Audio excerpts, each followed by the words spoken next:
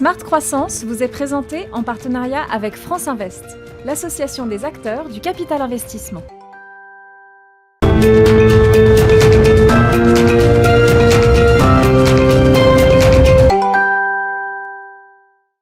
Bonjour à toutes et à tous, ravi de vous retrouver dans Smart Croissance à l'occasion de la conférence du 21 octobre prochain dédiée à la croissance de demain organisée par France Invest.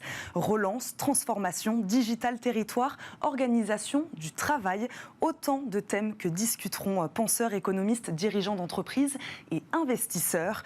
Et parmi les partenaires de l'événement, Vincent Charlet, délégué général de la Fabrique de l'Industrie. Bonjour. Bonjour. Bienvenue sur le plateau de Smart Croissance. Merci. Pourquoi la Fabrique de l'Industrie s'associe-t-elle à cet événement ?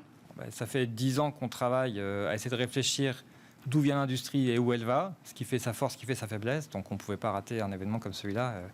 On est tous à partager cette réflexion sur où va la France et le tissu productif de la France à l'issue de cette crise. Vincent Charlet, sommes-nous en train de changer de paradigme selon vous sur l'industrie, la place de l'industrie en France ? Il y a une prise de conscience. Donc on réfléchit mieux à la place de l'industrie dans la croissance. Mais l'industrie ne se transforme pas aussi vite qu'on le raconte parfois. Donc c'est plutôt dans les têtes que sur le terrain que les choses ont changé. Les données du problème sont encore celles d'avant la crise. De quelle manière elle a su absorber le choc de cette crise sanitaire, justement, vu que vous parlez de crise ? Remarquablement. Ouais. Les entreprises ont à elles seules encaissé près d'un tiers du choc. Et les politiques publiques qui ont été cette fois-ci mises en œuvre de façon très très réactive ont permis de collectiviser les 2 autres tiers du choc.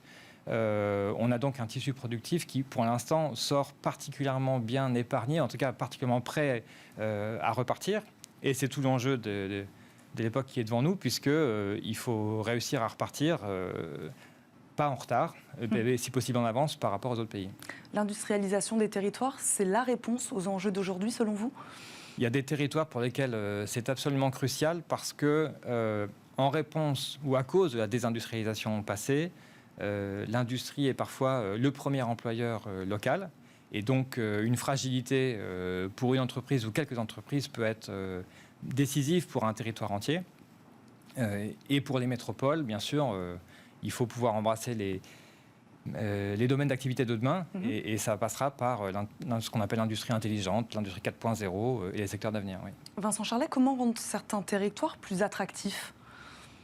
Alors, la question varie, enfin la réponse varie en fait selon les territoires. Il y a 2 formes de territoires industriels. Il y a les métropoles qui concentrent l'essentiel des emplois industriels, mais où c'est quand même dilué parmi l'ensemble des emplois serviciels. Donc là, c'est attractivité, compétences, formation, enfin tout ce qui concourt à l'attractivité des territoires.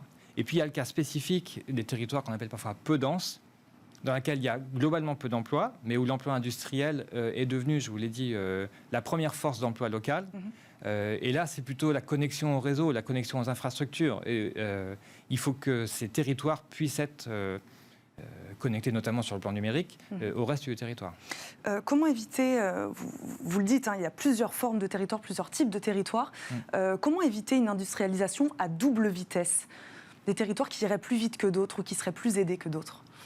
Alors, je pense que la réponse principale, c'est les politiques en matière de formation, de compétences et d'éducation.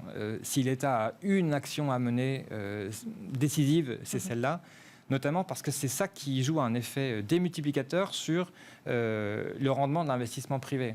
Si vous investissez dans un robot, vous n'en tirerez pas le même profit selon que vous avez en même temps investi dans la formation de vos salariés ou pas. Donc ça, c'est absolument décisif.